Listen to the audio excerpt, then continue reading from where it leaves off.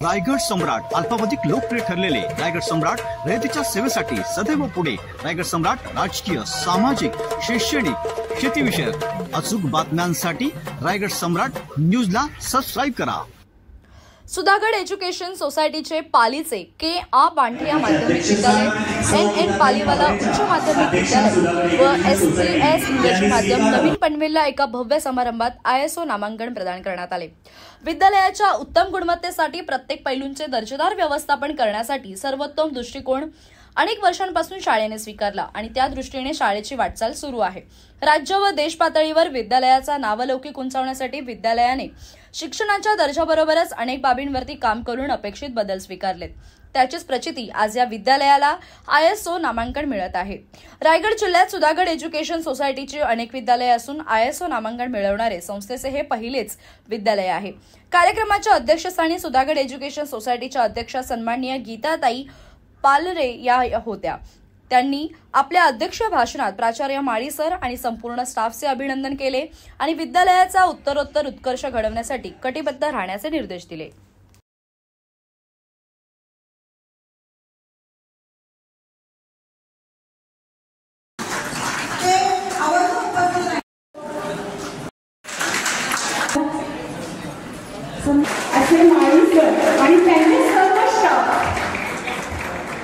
आणि सर्व सहकारी पत्रकार बंधू मित्रांनो,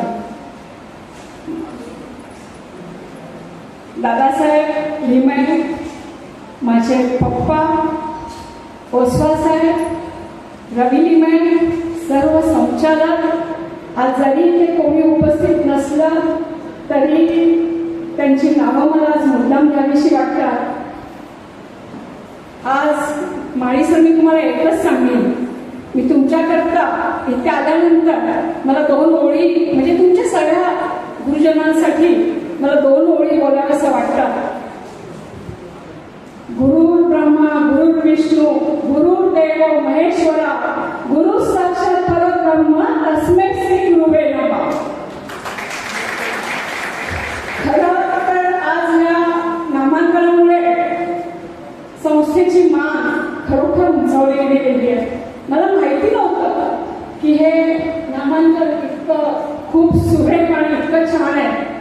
मगाशी तुमच्या प्रास्ताविकात प्रत्येकाच्या म्हणण्यामध्ये, प्रत्येकाच्या मनोगतामध्ये, प्रत्येकाच्या प्रेझेंटेशन्स मध्ये मी बऱ्याचशा गोष्टी आणि माफी मागते की माझ्या समोर बसलेले माझे पितृतुल्य पाठिया शेठ आज ते उपस्थित आहेत। आपल्याला खरोखरच आनंदाचा दिवस आहे, कारण फाउंडेशन मेंबर आज आपल्या सोबत आहे। त्यांचेही मी आभार आणि अभिनंदन करते। आणि मला आज मुद्दा बोलावंसं वाटतं, अध्यक्ष भाषण म्हणजे मला भाषण करता येत नाही। शेठनी मी तयारी करून यायची, पण मला तयारी करायला जमत नाही। पण सर, मी आज या निमित्ताने तुम्हाला सांगू इच्छिते की जरी माझी 23 मार्चला 2025 जरी माझी अध्यक्ष म्हणून निवड झाली असली तरी मला आज त्याचं सार्थ आज खरं वाटत आहे आणि मला आज इतका आनंद झाला आहे। मला कार्यक्रमाला येण्यापूर्वी मी तुम्हाला पुन्हा सांगते की इतकं सुंदर आज कार्यक्रमाची रूपरेषा, इतकं सुंदर आयोजन प्रयोजन तुम्ही सर्वांनी केलेलं आहे। तुमचा सर्व स्टाफ, अगदी मी आयापासून पूर्ण माळी सरांपर्यंत, मग एन.एन. पालीवाला कॉलेज असेल, इंग्लिश मीडियम असेल, माध्यमिक असेल, भाटिया, पूर्ण सगळ्यांचं आभार आणि अभिनंदन करते। मित्र, हे आज आगळं वेगळं असं प्रास्ताविक आहे असं मी म्हणेन, कारण गेली 34 वर्ष आम्ही वेगवेगळ्या प्रकारचे कार्यक्रम केले आणि मोस्टली सर्व कार्यक्रम हे माहीत असलेले कार्यक्रम असतात।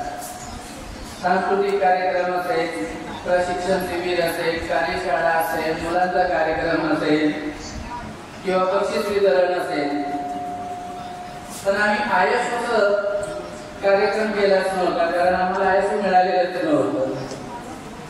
आणि त्यामुळे आम्ही बाहेर बघायचो, ज्या नामांकित असे कॉलेजेस आहेत त्यांच्या ऑफिसमध्ये आयएसओचं बोर्ड लागलेलं असायचं। आम्हाला हेवा वाटायचा की हे आयएसओ आपल्याला कधी मिळेल। आमचे मित्र अजय सूर्यवंशी सरही मागे आहेत, त्यांचं नाव घेतलं गेलं नाही. तर हे आयोशो काय असतं या बाबतीतली सुरुवात आम्ही 21 मध्ये केली होती मॅडम. आणि 21 मध्ये आम्हाला जो व्यक्ती मिळाला होता तो कंपनीचा व्यक्ती होता. आणि कंपनीचा व्यक्ती असल्यामुळे त्याने जे गाईडलाईन केलेलं होतं ते कंपनीचे जे रूल्स असतात त्या रूलच्या प्रमाणे ते आम्हाला गाईडलाईन करत होते की प्रोडक्शन जो प्रकार असतो त्यांना म्हटलं आमच्याकडे काही प्रोडक्शन होत नाही आणि तुम्ही जे म्हणताय ते आम्हाला काही कळत नाही आणि ते जे काही नॉर्म्स आहेत ते इथे काही बसत नाही. आमच्या सोबत त्यावेळेस आमचे आता जे माजी पर्यवेक्षक आहेत राजन कुंभार सर हे होते. तर त्यांना म्हटलं सर हे जे काही नॉर्म्स सांगतायत आपण त्याच्यात बसणार नाही आणि आपल्याला आयएसओ काही मिळणार नाही, त्यामुळे तो प्रयत्न सोडून देऊया. छानपैकी फाईल वगैरे बनवली. पण या 25 मध्ये एप्रिल महिन्यामध्ये आम्हाला नाळे साहेब भेटले आणि ते शिक्षण क्षेत्राशी निगडीत असल्यामुळे आणि शिक्षण क्षेत्रांनाच आयएसओ देतात त्यामुळे त्यांच्याशी आमचा संबंध आला. सुरुवातीला ते शाळा बघून गेले, कधी बघून गेले आम्हाला माहित नाही. आणि नंतर त्यांनी सांगितले की सर तुमची 95% शाळा आयएसओ मध्ये बसते, फक्त 5% तुम्हाला बदल करावे लागतील. त्यांना म्हटलं आम्ही काही फाईल वगैरे द्यायची का? तेवढे फाईल वगैरे आम्ही घेणार नाही, आम्ही स्वतःच फाईल तयार करतो. आणि त्यामुळे त्यांनी एप्रिल, मे, जून आणि जुलैच्या पहिल्या आठवड्यापर्यंत काम केलं. अतिशय तारीख अशा ज्या गोष्टी असतात त्या आम्हालाही माहित नव्हत्या त्या सर्व गोष्टी त्यांनी बघितल्या.